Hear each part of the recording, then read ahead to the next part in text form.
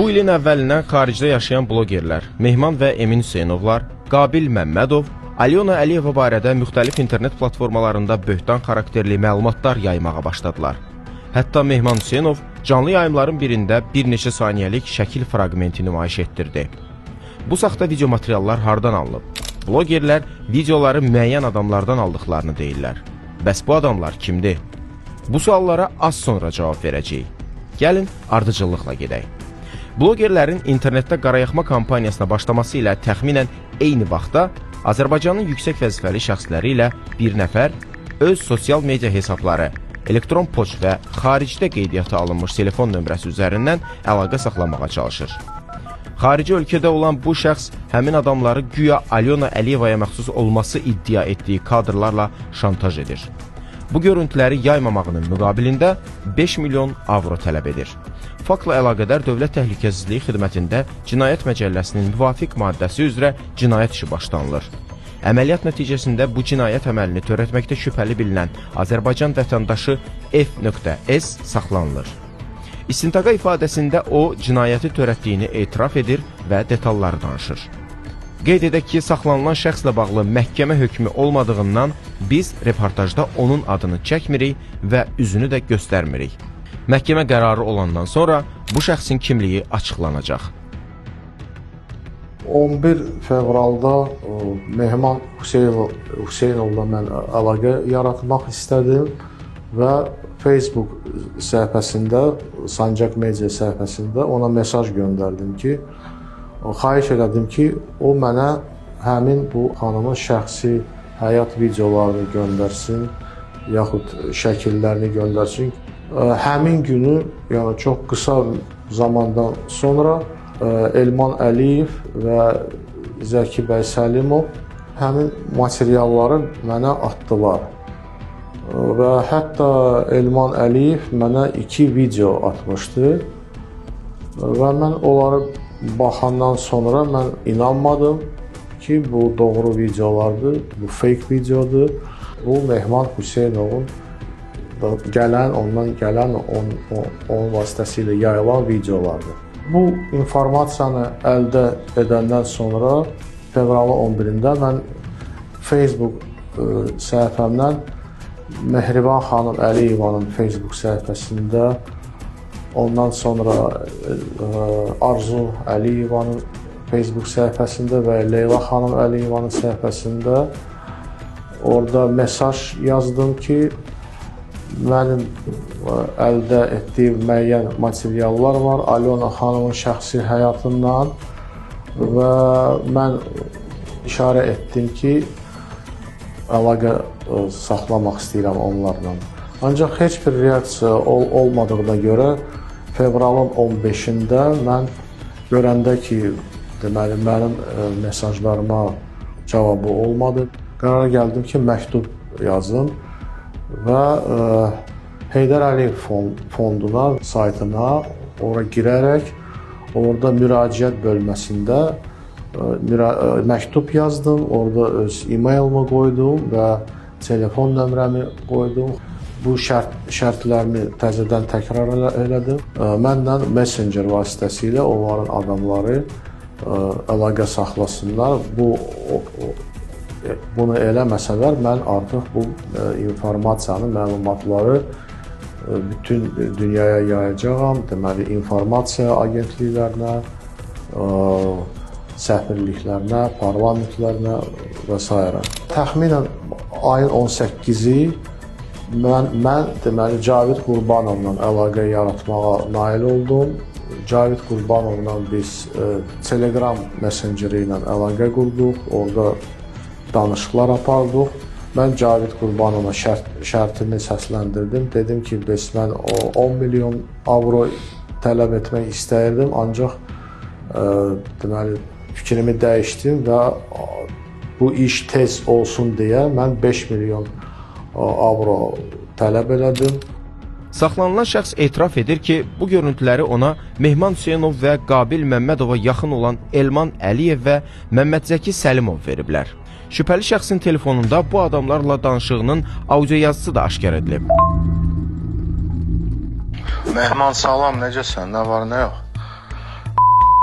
narahat eləyən səndən bir dənə xahişim var. Nəsə o şəkli tapa bilmirəm. Bir dənə o şəkli qardaşsan, bir dənə mənə göndər də. Elman bəy, bu qız bəyəm Alyonadır, nəsə belə burnu oxşayır, gözləri də я просто не понял, у нее на старых фотографиях карие глаза, а на новых фотографиях голубые глаза. И в этой она на фотке не так уж похожа. Честно, вот немножко это видео подозрительно.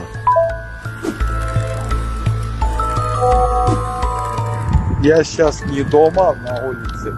Я домой пойду, я тебе, сколько у меня фотка есть ее, который в Ютубе был, пошлю. Это не просто с улицы фотография, это очень, это целый большой сериал, оттуда фрагмент. То, что она, это 100%. Saxlanılan şəxsin telefonunda olan görüntülərin təhlili göstərib ki, onlar 18+ xarakterli saytlardan götürülüb. Kadrda olan isə bu tip saytlarda Amber Lulu ləqəbi ilə tanınan qadındır. Onun əsl adı, yaşadığı ünvan istintaqa məlumdur. Həmin qadının açıq sosial media hesablarında kifayət qədər şəkli var. Başqa sözlə, Alyona Əliyevaya qarşı aparılan bütün kampaniya böyük yalan üzərində qurulub. Bunu kampaniyanın təşkilatçıları, özlərini bloger adlandıranlar əlbəttə ki bilirlər. Onların belə davranışlarına qiyməti qoy hamı öz vicdanına uyğun formada versin. Amma bu işdə hələ bir sıra qaranlıq məqamlar qalır. Bu videoları özünü bloger adlandıran şəxslərə kim ötürüb?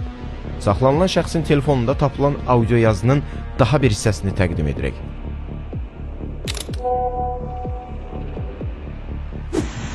Salam. Başa düşmək lazımdır burada. Yəni burada anlamaq lazımdır ki, düymə hardan basılır. Yəni haracan icazə verirlər də. Bu məsələnin Mehman tərəfindən ortalığa deyilməsi, qoyulmasına icazə verilir. Başa düşsən, bizə də icazə verilir ki, yəni bunu biraz qabardaq, biraz eləyək və yayaq, bunacan. Çünki bilirsən ki, yəni ki, burada kimsə nəyisə artıq dərəcəyə qoysa ortalığa o vurulacaq. Yəni bunu sən gözəl başa düşürsən və gözəl də bilirsən. Yəni ki, aparılan oyunlarda kimə hansı rol verilir və haracan icazə verilir məsələsi.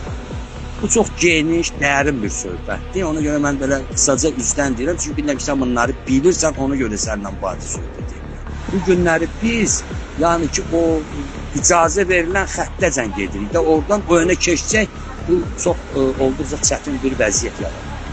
Çünki bu rejimə artıq yuxarıdan düyməsi basılır ki, bu rejim dəyişilməlidir. İndi hansı formada, hansı formatda dəyişilməlidir? Sualı durur ortada. Yəni bizə icazə verəcəklərmi biz dəyişək, ya kimisə gətirəcəklər dəyişməyə? Ona görə mən həmişə söhbətdən nə deyirəm?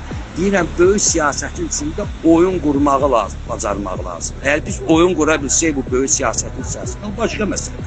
Onda biz udarıq.